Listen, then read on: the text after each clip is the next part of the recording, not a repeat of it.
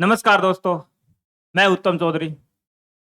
आज हम नियंत्रित करते हैं क्लास संविधान की विशेषताएं। देखो दोस्तों, वीडियो थोड़े लंबे हो जाएंगे, लेकिन पूरा अगर शिद्दत के साथ सुन लोगे ना, तो आपका कोई डाउट नहीं रहेगा। फिर आप बुक पढ़ोगे ना, आपका इतना इंटरेस्ट आएगा कि ये चीज़ है क्या। आपका फोकस जाएगा कि क्वेश्चन कैसे बनता है, शब्दावली में कैसे अपन को उलझाया जाता है। इन चीज़ों का आपको ध्यान रखना है और लास्ट में एक क्वेश्चन का उत्तर भी देना है। और दोस्तों, ये वीडियो कंप्लीट होते ही अपनी संविधान की विशेषताएं कंप्लीट हो जाएगी। उसके बाद जो क्वेश्चन परीक्षा में आए हुए हैं उनकी वो बना के स्लाइड है और वो क्वेश्चन हल करेंगे अपन। एक वीडियो उनका बनेगा, जो आए हुए क्वेश्चन है उन पर मैं आपसे बातचीत करूंगा। एक वीडियो उनका बनेगा और फिर अपन देख लेंगे। आपका कोई डाउट है तो लाइव भी आ जाऊंगा 5-10 मिनट के लिए। आपके जो भी डाउट है आप पूछ सकते हो, मैं जवाब दे दूंगा। तो इसके बाद जस्ट अपन क्वेश्चन लेके आएंगे जो क्वेश्चन परीक्षाओं में आए हुए हैं ना, फर्स्ट ग्रेड की परीक्षाओं में, या और भी उससे संबंधित है, संविधान की विशेषताओं से संबंधित जो भी क्वेश्चन आए हुए हैं वो क्वेश्चन लेके आएंगे। फिर आपका दृष्टि थोड़ी और क्लियर हो जाएगी। एक वीडियो उसका लेके आऊंगा, थोड़ा लंबा तो हो जाएगा, लेकिन अगर आप सही तरीके से पढ़ लिया ना, सही तरीके से सुन लिया, तो एक एक चीज आपकी क्लियर हो जाएगी है क्या। तो हम शुरुआत करने वाले हैं संसदीय संप्रभुता और न्यायिक सर्वोच्चता में समन्वय। अपने देश में क्या है, न तो संसदीय संप्रभुता है, न तो संसद की सर्वोच्चता है। संसद पावरफुल है, संविधान में संशोधन कर सकती है। न्यायपालिका का अगर संविधान के अनुकूल नहीं हुआ है तो ये अपने आप में पावरफुल है, ये इसे अवैध घोषित कर सकती है। तो फिर सर्वोच्च कौन है? अपने देश में संविधान सर्वोच्च है। अब अगर संसदीय संप्रभुता की बात करें तो अपन बात करते हैं ब्रिटेन की। ब्रिटेन डी लोम्बे, डी लोम्बे एक थिंकर हुआ डी लोम्बे। उसने कहा कि ब्रिटेन की संसद स्त्री को पुरुष और पुरुष को स्त्री नहीं बना सकती, उसके अलावा सब कुछ कर सकती है। मरे हुए व्यक्ति को देशद्रोही घोषित कर सकती है और सब कुछ कर सकती है। स्त्री को पुरुष और पुरुष को स्त्री नहीं बना सकती, उसके अलावा सब कुछ ब्रिटिश संसद कर सकती है। तो आप अंदाजा लगा सकते हो संसदीय संपूर्णता, वहां संसद की सर्वोच्चता है। अब करें न्यायपालिका की सर्वोच्चता। ये यूके में, USA, United state of America, ये यूएसए में देख लो। वहां का एक प्रो न्यायाधीश है हयूज, वो कहता है जब भी न्यायपालिका खुलती है एक नया कानून बाहर आता है। अब देख लो, न्यायिक संप्रभुता, न्यायिक सर्वोच्चता है वो, वहां न्यायपालिका कितनी सर्वोच्च है। हयूज कहता है जब न्यायपालिका खुलती है तब एक नया कानून बाहर आता है। अपन दोनों को हमने बिठाया है, दोनों का अपन ने बैलेंस बनाया है। तो अपना संविधान सर्वोच्च है। आपने विधि द्वारा स्थापित प्रक्रिया, संविधान में लिखा हुआ है विधि द्वारा स्थापित प्रक्रिया, procedure established by law, established by law, established, देखो प्रोसीजर एस्टैब्लिश्ड बाय लॉ। और अमेरिका में क्या चलता है? विधि की न्यायोचित प्रक्रिया या विधि की उचित प्रक्रिया, टू प्रोसेस ऑफ लॉ। अपने चलता है विधि द्वारा स्थापित प्रक्रिया, अमेरिका में चलता है विधि की उचित प्रक्रिया। अनुच्छेद 21 में लिखा हुआ है। अनुच्छेद 14 के चक्र में विधि का समान संरक्षण और विधि के समक्ष समानता, वो अनुच्छेद 14 में विधि द्वारा स्थापित प्रक्रिया लिखा हुआ है। अनुच्छेद 21 में स्वतंत्र जीवन का अधिकार है ना, तो विधि द्वारा स्थापित प्रक्रिया, विधि द्वारा स्थापित प्रक्रिया। ये था 1978 में मेनका गांधी वाद आया। 1978 में वो वीजा लेके बाहर जा रही थी, उसको रोका गया। तब उसने जीवन की स्वतंत्रता, अनुच्छेद 21 में जीवन का अधिकार, उसके तहत उसने न्यायपालिका में रिट लगाई। तब न्यायपालिका का फैसला आया कि विधि की उचित प्रक्रिया होनी चाहिए, कुछ विवेक से भी काम करना चाहिए। ये नहीं कि संविधान में जो लिख दिया उसके अनुकूल। हमें देखने में प्रतीक हो रहा है कि ये चीज नैतिकता हमारी ये कह रही है कि ये सही है या ये गलत है। तो विधि की उचित प्रक्रिया कब आई? 1978 में मेनकावाद, मेनका गांधीवाद, मेनका गांधीवाद। संजय गांधी की पत्नी है मेनका गांधी। और वरुण गांधी का बेटा है मेनका गांधी का। 1978। तब हमारे अभी तक संविधान में नहीं लिखा हुआ ये जो है ना, विधि की उचित प्रक्रिया, ये शब्द संविधान में नहीं लिखा हुआ है, विधि की उचित प्रक्रिया, लेकिन व्यवहार में यूज होता है। 1978 के बाद व्यवहार में यूज होता है विधि की उचित प्रक्रिया। ये ध्यान रखना है आपको। ये कहां से लिया गया है?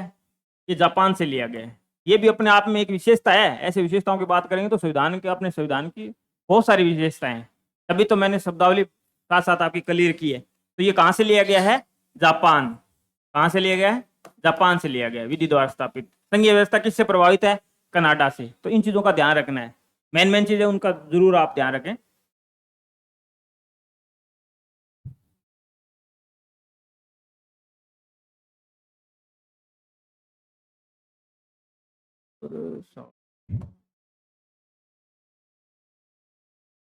मूल अधिकार,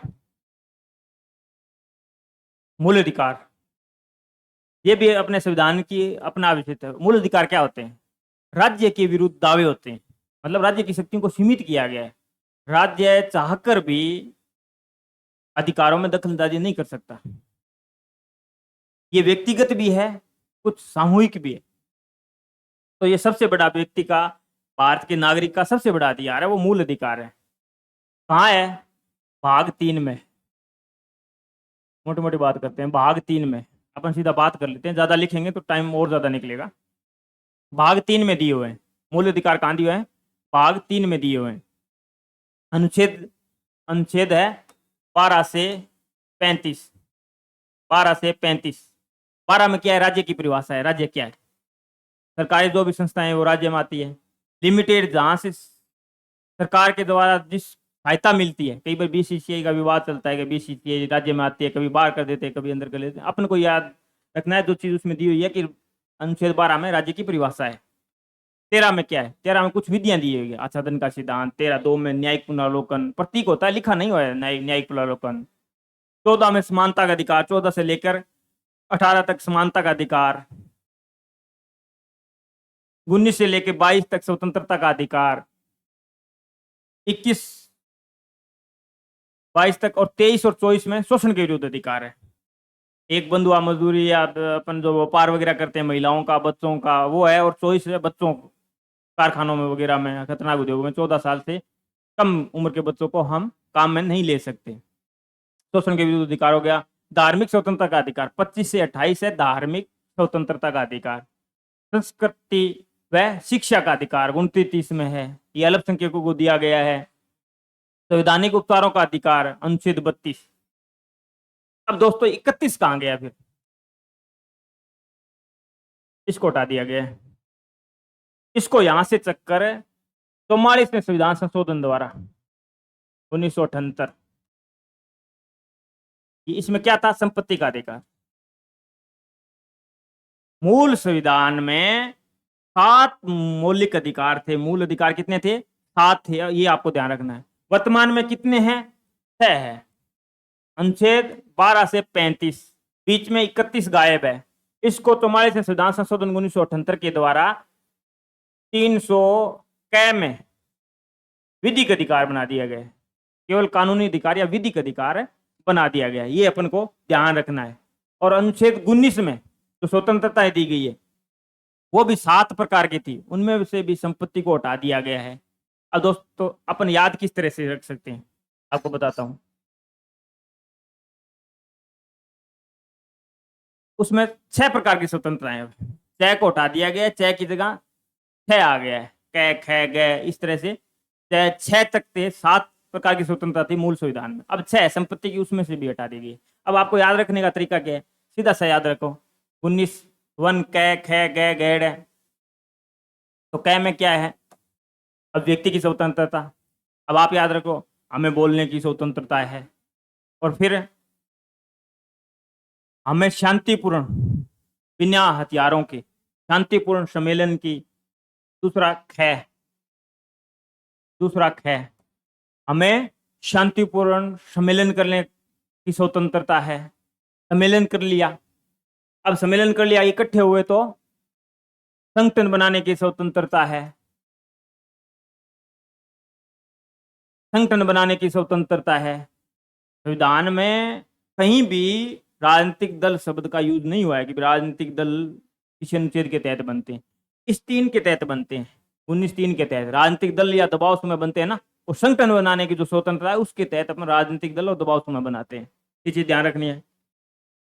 गै में क्या है, संगठन बना लियो तो संगठन बनाने के बाद घूमन चलांगा, तो भ्रमण की स्वतंत्रता, भारत के अंदर कहीं भी भ्रमण की स्वतंत्रता। तो अपन लिख लेते हैं थोड़ा बहुत। अभिव्यक्ति, ठीक है, अपन को अभिव्यक्ति है। फिर हम इकट्ठे होंगे, शांतिपूर्ण सम्मेलन, इकट्ठा हो गया तो आप फिर संगठन बनाओगा, संगठन की, और संगठन बना लियो तो भ्रमण की। अब भ्रमण करने जाऊंगा, भ्रमण की स्वतंत्रता। भ्रमण के बाद अब अपन भ्रमण करने गया, कोई जगह पसंद आ गई, अभिव्यक्ति, सम्मेलन, संगठन, भ्रमण। अभिव्यक्ति, शांतिपूर्ण सम्मेलन, संगठन बनाने की स्वतंत्रता, भ्रमण की स्वतंत्रता, और बसने की स्वतंत्रता, रहने की स्वतंत्रता। भारत में कहीं भी भ्रमण करने गया बेटा, रहने की स्वतंत्रता। अब चय था ना, संपत्ति की स्वतंत्रता थी, इसको हटा दिया गया है। अब ये 6 इसकी जगह आ गया है। अब ये 6 ही याद रखना है आपको। इसमें क्या है, फिर वर्ष ज्ञापन की काम आजीविका भी चाहिएगी, आजीविका की स्वतंत्रता। ये तरीका है दोस्तों याद करने का। इसमें पहले 7 मूल अधिकार भी पहले 7 थे, अब 6, संपत्ति का 31 हटा दिया गया है। 300 कै में कानूनी अधिकार या विधिक अधिकार बना दिया गया है। ये भी पहले 7 थे, 1 2 3 4 5 6 7, इसको हटा दिया गया है, ये भी 6 रह गए। तो पहले क्या, हमें बोलने की स्वतंत्रता है, अभिव्यक्ति की। फिर सम्मेलन करांगा शांतिपूर्वक तरीका हूँ, बिना हथियार आंगे। फिर सम्मेलन कर लियो तो फिर संगठन बनाऊंगा, इसमें राजनीतिक दल, दबाव समूह है, इसी के तहत बनाए जाते हैं। फिर संगठन बना लियो तो घूमन चाला, तो भ्रमण का अधिकार, भारत के अंदर कहीं भी आपको भ्रमण का अधिकार है। फिर भ्रमण करने गया, कोई जगह पसंद आ गई तो आप बेटा बस गया, बसने का अधिकार है। संपत्ति वाला हटा दिया, फिर बस गए तो बेटा कहीं आजीविका भी करनी पड़ेगी अपना जीवन गुजारने के लिए, तो आजीविका अधिकार। इस तरह से आपको थोड़ा याद रखना है। 9 नंबर, राज्य के नीति निर्देशक तत्व। तो दोस्तों मूल अधिकार और नीति निर्देशक अंतर क्या है। मूल अधिकार वाद योग्य है, जब उनका उल्लंघन होता है तो अपन न्यायपालिका में जा सकते हैं। अनुच्छेद 32 के तहत संवैधानिक उपचारों का अधिकार है ना, इसको अम्बेडकर जी ने संविधान की का हृदय और आत्मा का, संविधान की आत्मा और हृदय का, इसे, ये अपने आप में एक मूल अधिकार है अनुच्छेद 32। और इसके तहत 5 प्रकार की रीटें लगती है, वो अपन आगे चर्चा करेंगे, इतना डीपली है नहीं हमारे। तो संवैधानिक उपचारों का अधिकार ये वाद योग्य है, मूल अधिकार है, वो वाद योग्य है, न्यायपालिका में जा सकते हैं। नीति निर्देशक तत्वों को लेकर अपन न्यायपालिका में नहीं जा सकते। नीति निर्देशक तत्व केवल एक नैतिक आदेश मात्र है, किसके लिए, सरकार के लिए। जो भी सरकार कानून बनाओगी, इनको मद्देनजर रखते हुए कानून बनाएगी। ये इनकी बनाने की आवश्यकता क्यों पड़ी, आवश्यकता इसलिए पड़ी दोस्तों, जब संविधान बना और तब हम आजाद हुए, तब अपनी स्थिति इतनी नहीं, ऐसी नहीं थी कि हम सारी चीजें एक साथ लागू कर पाए। तो कुछ चीजें इसमें डाल दी गई, जैसे जैसे राज्य के पास संसाधन होंगे वो उसको लागू करता जाएगा। जैसे अपन उदाहरण लेते हैं, अनुच्छेद 45, उसमें क्या लिखा हुआ था, पहले ये लिखा था 6 से 14 वर्ष के बच्चों के लिए राज्य शिक्षा की व्यवस्था करेगा। अब जैसी सरकार के पास संसाधन हुए, इसको मूल अधिकार बना दिया गया, इसको उठा के और 21A में डाल दिया गया। ये है सब अनुच्छेद, 21A में इसे मूल अधिकार बना दिया गया, और एक मूल कर्तव्य भी बना दिया गया, उसमें भी बात करेंगे। अब यहाँ लाइन लिख दी गई है 0 से 6 वर्ष। अब जब सरकार के पास और संसाधन आएंगे तो इसकी भी राज्य सरकार व्यवस्था करेगी। अब अनुच्छेद 45 में 0 से 6 वर्ष लिखा हुआ है, ये हटा दिया गया। 86वें संविधान संशोधन 2002 द्वारा ये हटा दिया गया। तो अनुच्छेद 45 इस तरह से। अनुच्छेद 40 में पंचायती राज लिखा हुआ है, अनुच्छेद 40 में पंचायती राज है। ये पंचायती राज 73 और 77 नगर निकाय से संबंधित 73वें संविधान संशोधन द्वारा लागू कर दिए गए हैं। तो इस तरह से जो भी सरकार कानून बनाएगी इनको मद्देनजर रख के कानून बनाएगी, ये अपन को ध्यान रखना है। तो इनका अंतर है, ये वाद योग्य नहीं है, इनको लेकर अपन न्यायालय में नहीं जा सकते, ये नहीं कह सकते कि हमें न्याय चाहिए, लेकिन मूल अधिकार के लिए अपन न्यायालय में जा सकते हैं, ये अपन को ध्यान रखना है। 10 नंबर पॉइंट, मूल कर्तव्य। क्या संविधान में मूल कर्तव्य थे? नहीं थे। जब संविधान बना उस टाइम मूल कर्तव्य नहीं थे। 42वें संविधान संशोधन 1976 द्वारा 42वां संविधान संशोधन 1976 द्वारा इंदिरा गांधी द्वारा, विदेश मंत्री थे उस टाइम सवर्ण सिंह जी, सरदार सवर्ण सिंह जी समिति की सिफारिश पर 10 मूल कर्तव्य जोड़े गए। वर्तमान में कितने मूल कर्तव्य हैं? वर्तमान में 11 मूल कर्तव्य है। 11वां कब जोड़ा गया? मूल अधिकार बना तब ये भी बना दिया गया 11वां कर्तव्य कि 6 से 14 वर्ष तक के बच्चों को पढ़ाना माता पिता का कर्तव्य है। वो 6 से 14 वर्ष के बच्चों को पढ़ाएंगे, हर हालत में पढ़ाएंगे। तो 11वां कर्तव्य कब जोड़ा गया? 86वां संविधान संशोधन 2002 द्वारा जोड़ा गया, ये ध्यान रखना है। अगली विशेषता की बात करते हैं, पंथ निरपेक्ष राज्य। पंथ निरपेक्ष का मतलब है राज्य का कोई धर्म नहीं होगा, राज्य किसी विशेष धर्म को संरक्षण नहीं देगा। पॉजिटिव नेगेटिव वो अलग चीज है, तो अपन बाद में बात करेंगे पूरे संविधान के बारे में। राज्य किसी विशेष धर्म को संरक्षण नहीं देगा, राज्य का कोई विशेष धर्म नहीं होगा, अलग से कोई सुविधा नहीं देगा, ठीक है ना। तो राज्य का कोई धर्म नहीं होगा, पंथ निरपेक्ष राज्य। पंथ निरपेक्षता अपनी विशेषता है, प्रस्तावना में दे रखा है। ये पंथ निरपेक्षता, समाजवाद, अखंडता, 3 शब्द प्रस्तावना में एक बार संशोधन हुआ है, और वो 42वें संविधान संशोधन 1976 द्वारा 3 शब्द जोड़े गए थे, समाजवाद, पंथ निरपेक्षता और अखंडता। तो पंथ निरपेक्षता कई जगह कई किताबों में धर्म निरपेक्षता लिखा हुआ है, वो गलत है। कई बार दोस्तों इंटरव्यू में क्वेश्चन भी पूछते हैं पंथ निरपेक्षता और धर्म निरपेक्षता में अंतर क्या है अंतर। धर्म निरपेक्षता का मतलब है नैतिक कर्तव्यों से है। अगर धर्म निरपेक्ष हो गए तो फिर कोई कुछ बचा ही नहीं, उनका मतलब है नैतिक कर्तव्यों से। तो जो संविधान में लिखा हुआ है, बेयर एक्ट में आप देखोगे, या जो एनसीईआरटी की बुक के स्टार्टिंग में देखो तो वहां पंथ निरपेक्षता मिलेगा, ठीक है। तो ये अपन को ध्यान रखना है, पंथ निरपेक्षता मतलब पंथ संप्रदायों के बीच, ठीक है ना, किसी विशेष संप्रदाय को राज्य संरक्षण नहीं देगा या विशेष को अपनाएगा नहीं, ये चीज ध्यान रखनी है।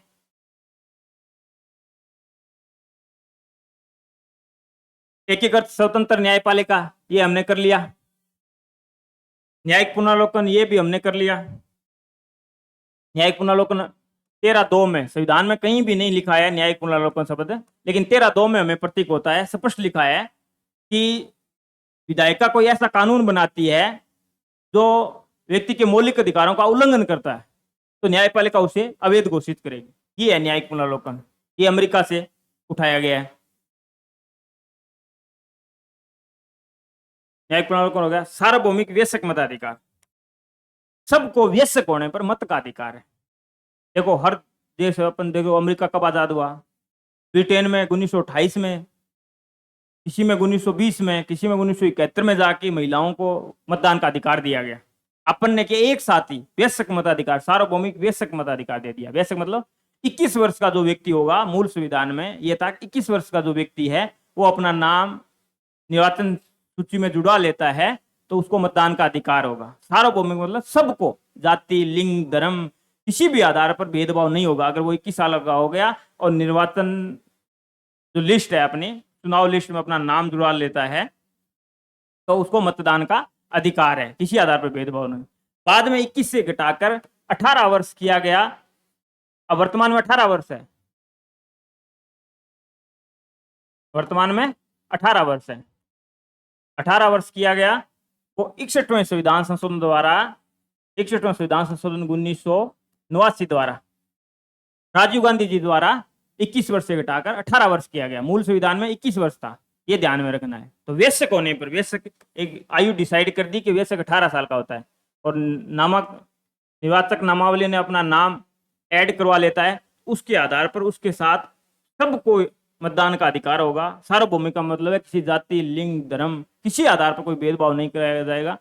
अगर उसने नाम पंजीकृत करा लिया है तो मतदान का अधिकार है, ये याद रखना है। अनुच्छेद 325 में सीधा सीधा लिख रखा है, कोई भी व्यक्ति केवल धर्म, वर्ग, जाति, लिंग इनमें से किसी भी आधार पर निर्वाचक नामावली में शामिल करने के लिए अयोग्य नहीं होगा। अब आजकल ये अनुच्छेद में ये भाषा पूछता है कि इसका क्रम क्या है, पहले धर्म आया, केवल धर्म, वर्ग, जाति, लिंग, या इनमें से। तो इनमें धर्म, वर्ग, जाति, लिंग, ये बेयर एक्ट में आप देख लेना, आजकल इनका क्रम पूछता है।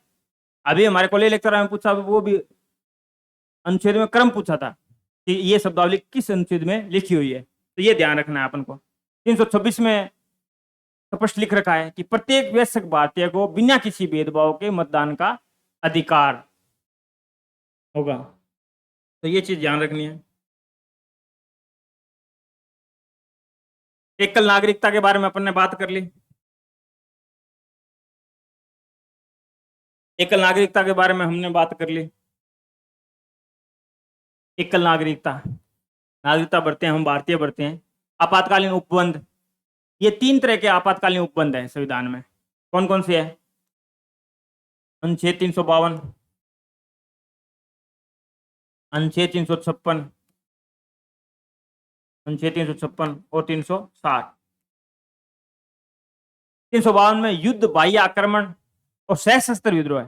पहले उसमें एकमात्र अनुच्छेद है दोस्तों जिसमें मंत्रिमंडल शब्द यूज हुआ है, एकमात्र अनुच्छेद है जिसमें मंत्रिमंडल शब्द यूज हुआ है, एकमात्र अनुच्छेद है जिसमें मंत्रिमंडल शब्द यूज हुआ है। थोड़ा सा दोस्तों नीति निर्देशक तत्व के बारे में थोड़ा सा मैं भूल गया था। अनुच्छेद 36 से लेके 51 तक भाग 4 में 51 है, वो एकमात्र अनुच्छेद है, वो विदेश नीति के बारे में कि अपना दूसरे देशों के साथ कैसा व्यवहार होगा, भ्रातृत्व होगा, ठीक है, दूसरों की अखंडता में हस्तक्षेप करने का। तो एकमात्र अनुच्छेद है वो 51 है, और भाग 4 कै और अनुच्छेद 51 कै, इसमें मूल कर्तव्य है। 4 कै और 51 कै, इसमें मूल कर्तव्य है, और इसमें नीति निर्देश सिद्धांत है 36 से लेकर 51। 36 में वही 12 वाली परिभाषा दी हुई है मूल अधिकारों में, अनुच्छेद 12 में जो परिभाषा दी हुई है राज्य की, वही 36 में दी गई है, तो ये थोड़ा ध्यान रखना है। 352 में एकमात्र जगह मंत्रिमंडल शब्द यूज हुआ है, मंत्रिमंडल की लिखित सलाह के बाद। ये कब हुआ? 44वें संविधान संशोधन 1978 द्वारा। पहले उसका मिस यूज किया गया आपातकाल में, जो इमरजेंसी लगी उसमें पहले सीधा लिखा हुआ था, अब उसकी जगह फिर सशस्त्र विद्रोह शब्द लिख दिया गया है, जिससे कि भी शस्त्र लेके जो लोग विरोध कर रहे हैं, फिर उस पर मंत्रिमंडल की लिखित सलाह पर आपातकाल लगाया जाएगा। तो युद्ध, बाह्य आक्रमण और सशस्त्र विद्रोह, ये राज्य आपातकाल है जिसे राष्ट्रपति शासन कहते हैं। इसका तो बहुत ज्यादा मिस यूज होता है, ठीक है, अपन देखते ही हैं। 356 के तहत संवैधानिक तरीके से राज्य का शासन संविधान के अनुकूल नहीं चल रहा है, तो राज्यपाल रिपोर्ट देता है राष्ट्रपति को, राष्ट्रपति इसको लगा देता है। 360 आज तक यूज नहीं हुआ है। वित्तीय आपातकाल आज तक भारत में लागू नहीं हुआ है। अगर ये लागू होता है तो किसी में भी, जो अपन पढ़ते हैं, न्यायाधीशों के वेतन भत्तों में कोई कटौती नहीं की जा सकती, फिर कुछ भी किया जा सकता है, भत्तों वगैरह में भी कटौती की जा सकती है। तो आज तक ये हम भाग्यशाली हैं कि ये नहीं लगा है, तो ये चीज ध्यान रखना है।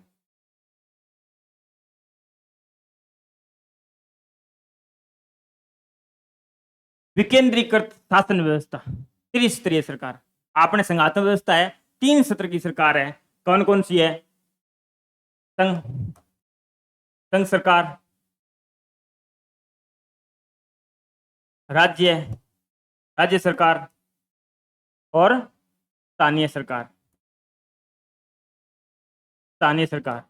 ये 73वें संविधान संशोधन द्वारा। अब अपन को लगता है कि वास्तविक विकेंद्रीकरण हुआ है। पहले विकेंद्रीय शक्तियों का विकेंद्रीकरण तो था, संघात्मक व्यवस्था तो थी, लेकिन अब ग्रास रूट पर भी शक्तियों का बंटवारा हो गया है, तो अपन सोचते हैं कि वास्तविक विकेंद्रीकरण हो गया है। ये ध्यान रखना है। 3 स्तर शक्तियों का विभाजन।